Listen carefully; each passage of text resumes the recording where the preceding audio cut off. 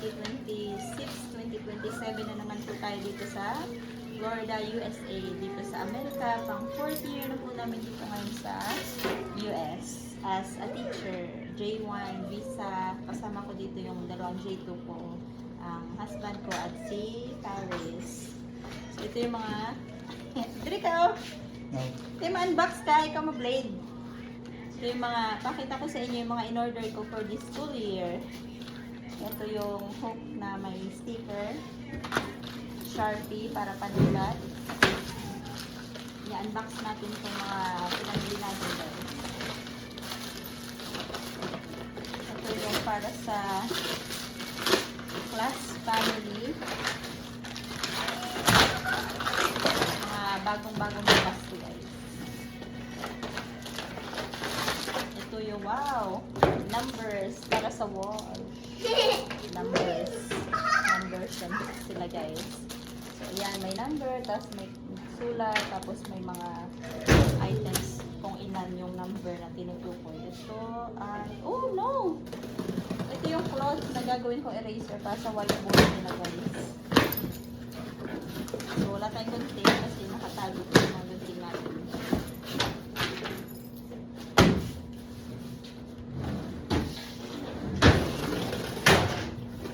Gunting.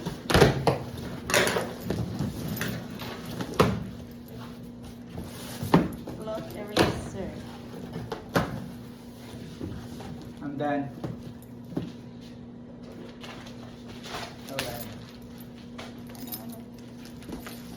Tela ni siya. Oh,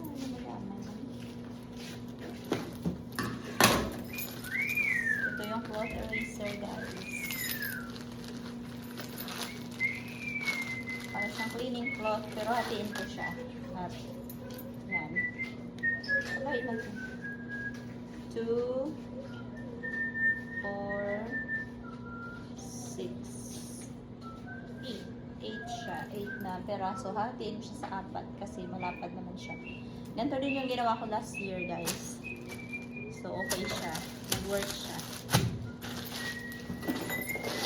At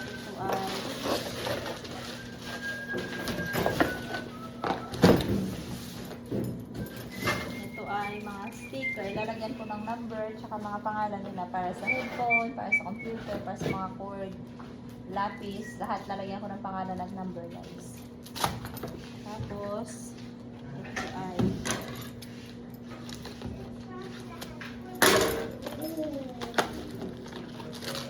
hindi na ako pumunta sa mga bilihan guys kasi sa Amazon, hintayin mo na lang siya i-deliver. Ito yung mga flowers para sa wall decoration. May kasama na rin siyang mga sticker.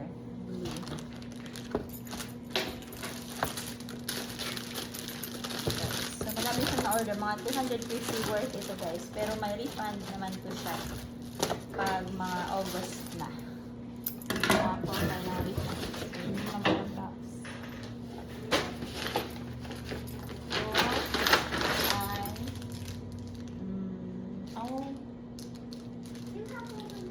Sa date. Oh, may mura.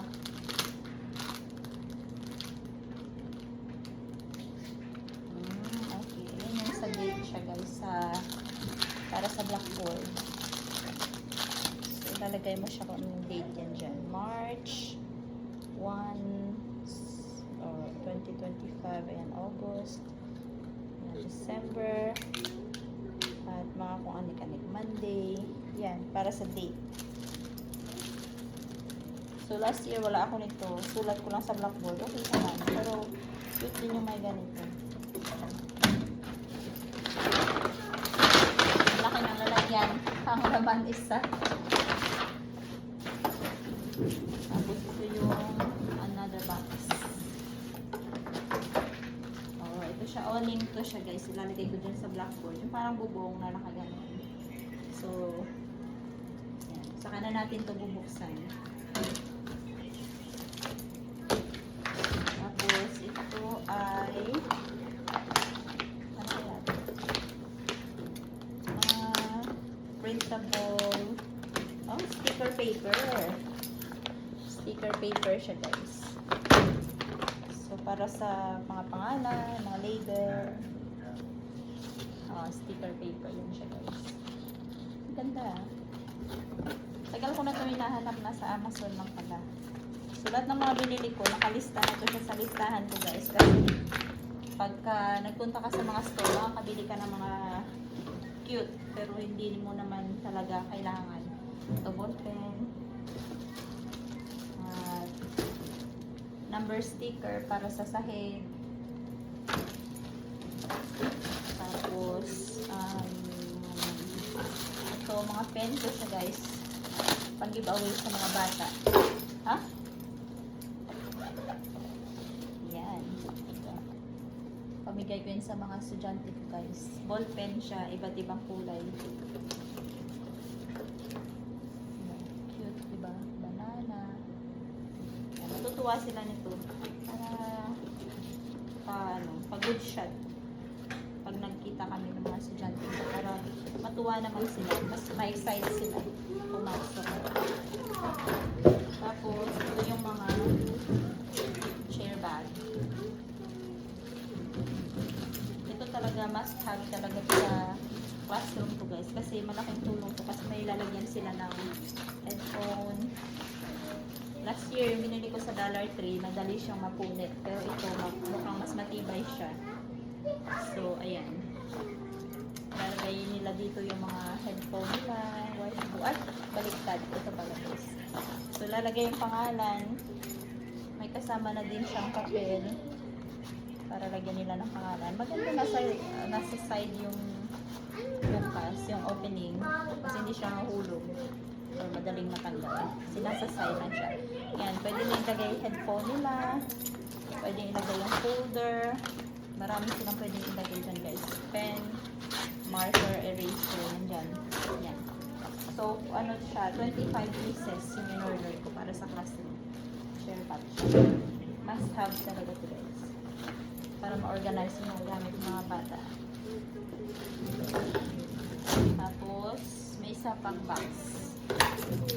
Box inside the box. Galing. Hindi na ako napagod magpunta sa mga store guys. Order na lang ako. Deliver sa bahay. Kinabukasan agad. Tapos yung refund sa by August pa siguro. Ouch. Nakabibuksan.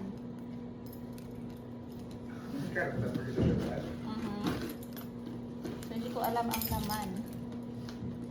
Kung ano ito. Okay. Alam ko na. Ito yung mga lalagyan ng crayons. Yan. So, crayon box siya, guys. Madami ito. Parang, yan. Crayon box. Para yung mga crayons nila, hindi na mawawala yung takip. Hindi masisira yung box. So, ayan lang. Yan. Maganda siya, guys. Yung mga must have sa classroom, yung mga talagang kailangan at talagang gagamitin for the whole year. Yan, chair bag. Saka yung crayon boxes. May iba pa tayong mga supply doon guys. So, papakita ko sa inyo sa susunod. Sa ngayon, ito lang yung mga binili ko sa Amazon. Yan.